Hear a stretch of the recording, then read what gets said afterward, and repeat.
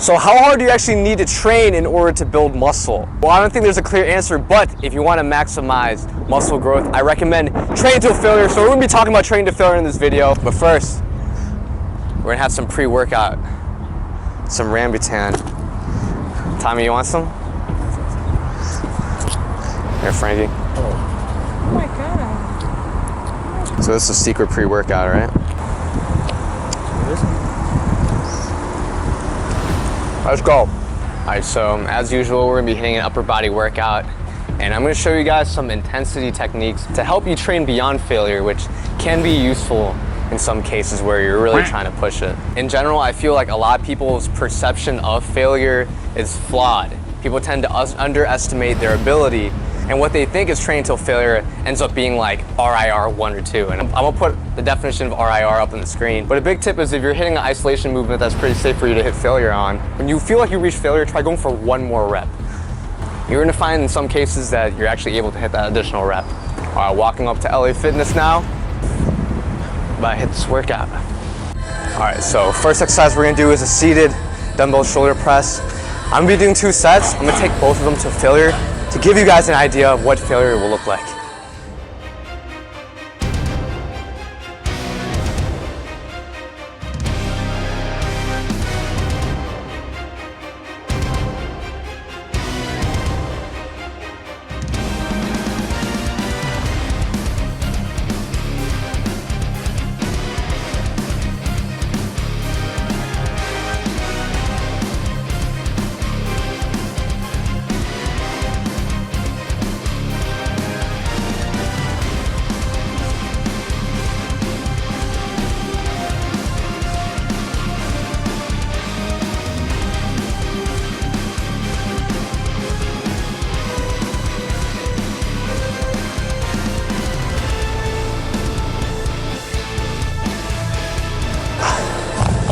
I got 6 reps. You notice how on that 6th rep, I was struggling on the way up.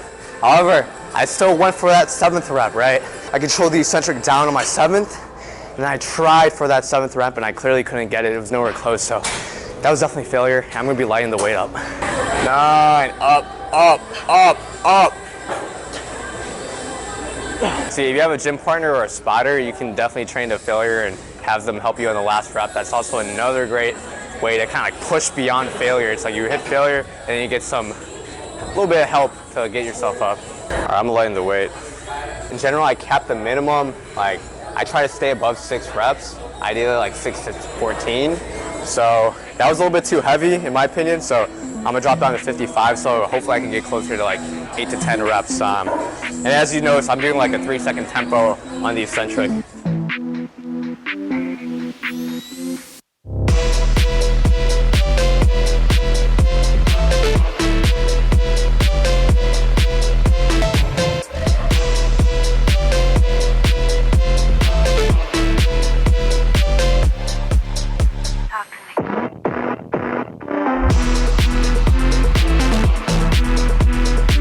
That's training to failure. Next, we're gonna move on to lateral raises. I'm gonna show you guys some intensity techniques to switch things up a bit while still training close to failure. Actually going beyond failure in this case. Okay, so what I'm gonna be doing here are length and partials. So I'm gonna do a straight set of lateral raises to failure. And once I hit failure on my full range of motion, I'm gonna keep going with a limited range of motion, right? This is why they call them partials. Now, because we're doing the end range of motion where our muscle's more stretched, that's why they call it the lengthened partial. And I'm gonna keep that going until my range of motion is like less than halfway, where at that point I'm gonna try to go for 2 more reps there, 2 to 3 more reps there, and that's where you end your set. So here we go.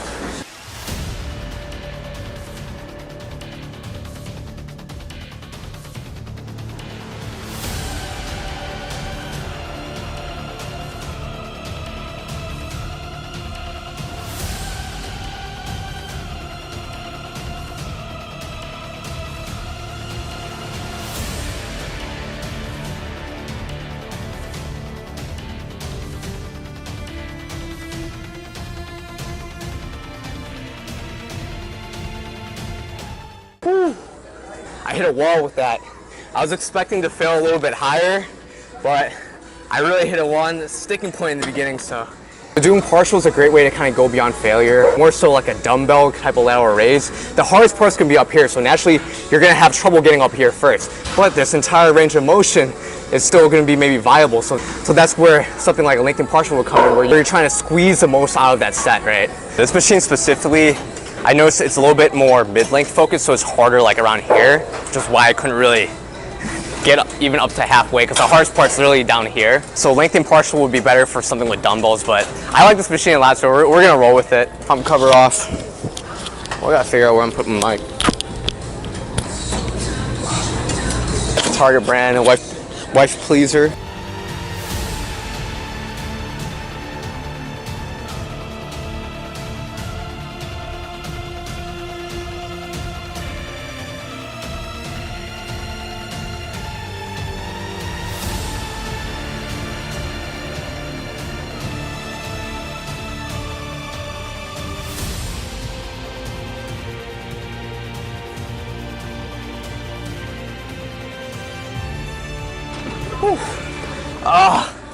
Oh, I'm dead. Okay, so I'm gonna do a mid-back focused T-bar row. So I'm gonna be pulling around like 90-degree shoulder abduction.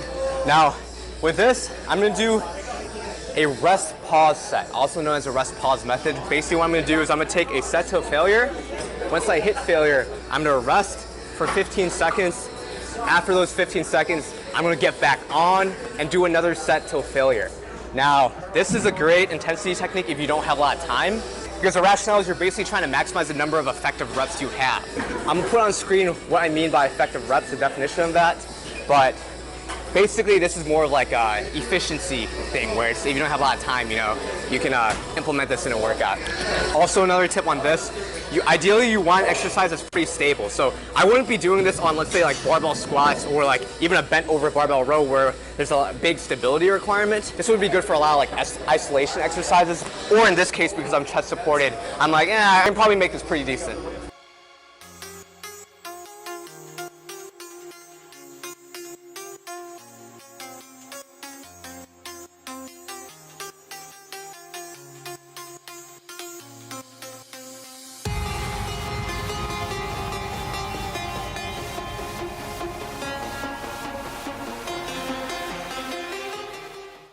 Okay, so here I just finished my first set with the rest pause set.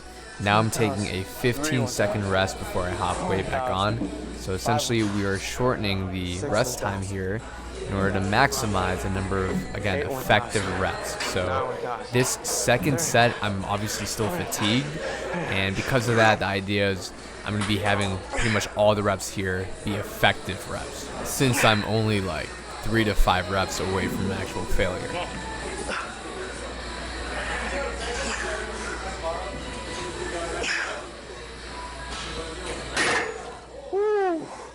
What's your name? Anthony. Anthony. Tyler, nice to meet you, bro. Yeah. All right, so we're gonna do a high-low rear delt fly like you saw in my last video. If you haven't seen that video, check it out. Best rear delt exercises. Here we go. So for the next 4 exercises, I take it pretty simple, just straight sets till failure, 2 sets each. Now, I lay off on most of the intensity techniques here because really you want to use them sparingly, right? Ultimately, if you're doing a bunch of intensity techniques on top of already training till failure, it's unrealistic that you're going to be able to keep the intensity actually that high for the entire duration of your workout. However, as you'll see here, a little sprinkle of some lengthened partials at the end of your set are pretty easy to tack on for those specific muscle groups that are benefiting from stretch media hypertrophy. Woo. Throw some lengthened partials there. Generally, if you want to do lengthened partials on an exercise where the muscle you're training benefits from stretch mediated hypertrophy, chest is a great example of that. And then we're going to superset with some straight arm pull downs. So I'm hoping you guys have a pretty good understanding of what training to failure would look like. We touched on a few intensity techniques on top of that, like partials and rest pause method, but definitely stick around to the end as I cover the last intensity technique I'm going to talk about. It's kind of the cousin of the rest pause method, and doing this voiceover, I just realized I didn't cover mechanical drop sets, so hey, maybe that is a topic for another video. Also notice that while I'm training super intensely, I'm still not sacrificing my form, and I'm in complete control of the movement. Also, drop a like on this video. The support honestly goes a long way. That would be much appreciated. Oh, another thing to check if your intensity is high or not. If you're not grunting, if you're completely quiet, chances are you're not pushing as hard as you can. For a long time, I used to be like, oh, I don't need to grunt, bro. That's kind of weird. But once I started grunting, it helps. I think it's a very primitive thing. Like my monkey brain's like, dude, if I grunt, I just push harder. So that's something you can try out. Like,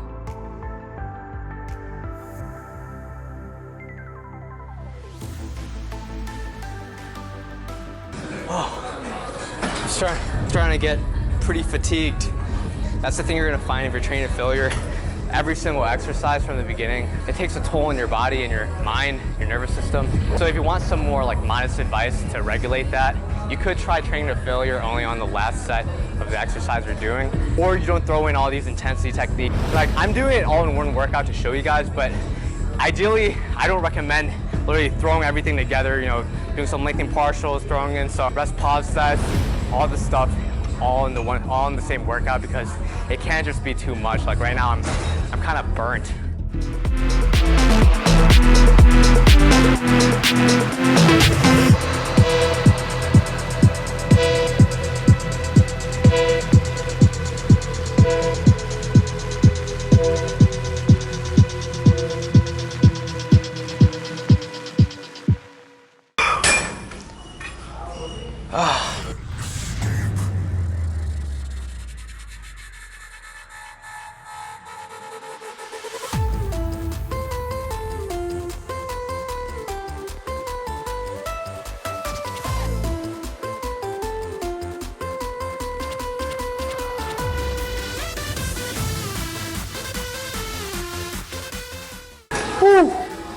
Oh.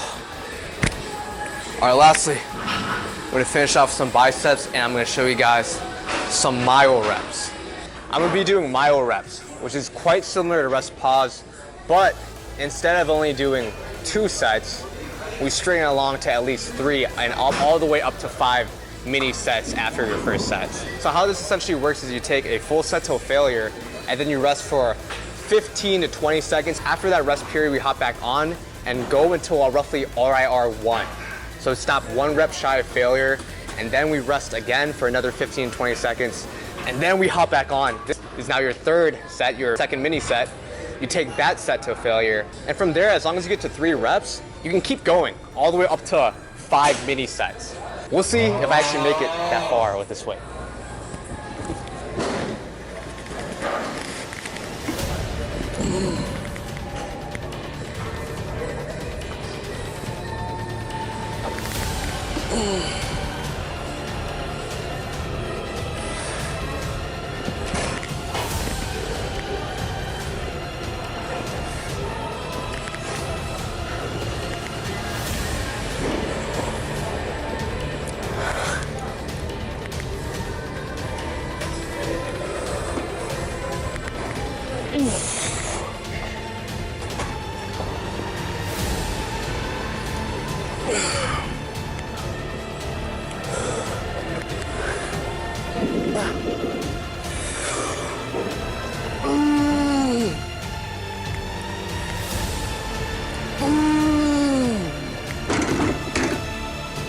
And here it is, the last intensity technique I'm going to be talking about, myo reps. Pretty much a rest pause method, but on steroids. Not literally, of course. The difference between rest pause and myo reps is just like a crazier version of rest pause, where instead of just 1 mini set after your initial straight set till failure, you keep it going for pretty much as long as you can, for up to 5 mini sets. That's 6 sets total, including the initial first set to failure.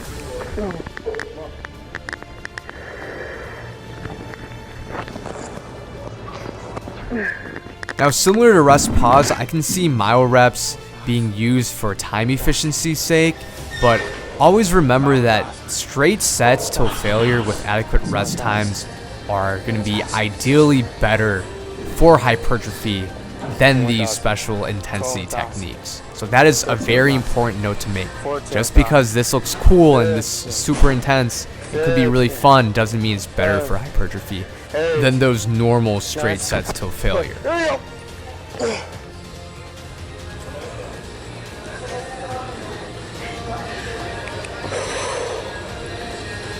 Woo. Also, drop a comment on how many reps do you think I'm gonna get at the end of this myo rep set.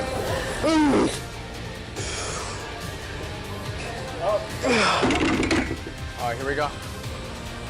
2 1,000. 3 1,000. Keep going as long as you can do 3 to 5 reps. 10 1,000. 11 1,000. You also want to do this with isolation exercise that's brace, because you don't want stability being a limiting factor when you're doing this. Here we go.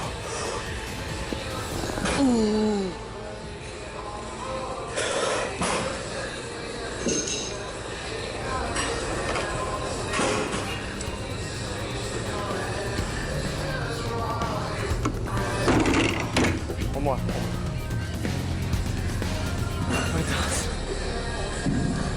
What was that, 4th mini set? Yeah. Oh, got one more.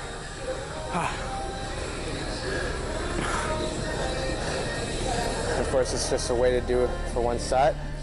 It's just a way to make your workout more efficient for one set. Woo, here we go. Best set.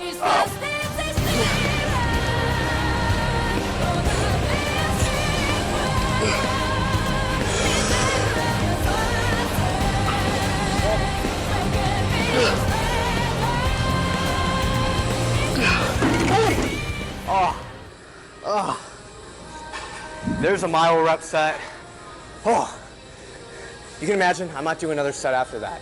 That was good. That was good. I did not expect me to go all the way there. We did it. I stayed locked in.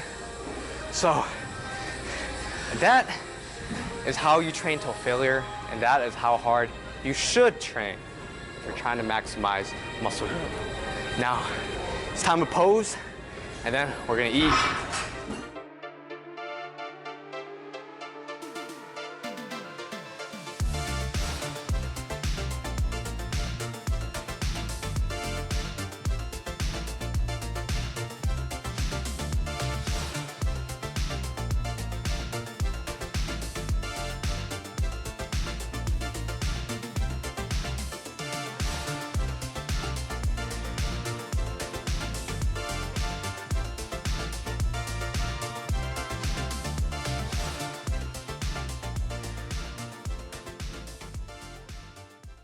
So that was the workout for today.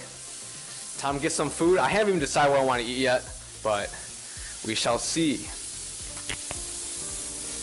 All right, guys, we decided to come to Chinatown to eat some food. Follow me. If you recognize this place, we were back at Kenki. But dude, we were freaking starving after that super anabolic failure workout. We're about to eat pretty big tonight.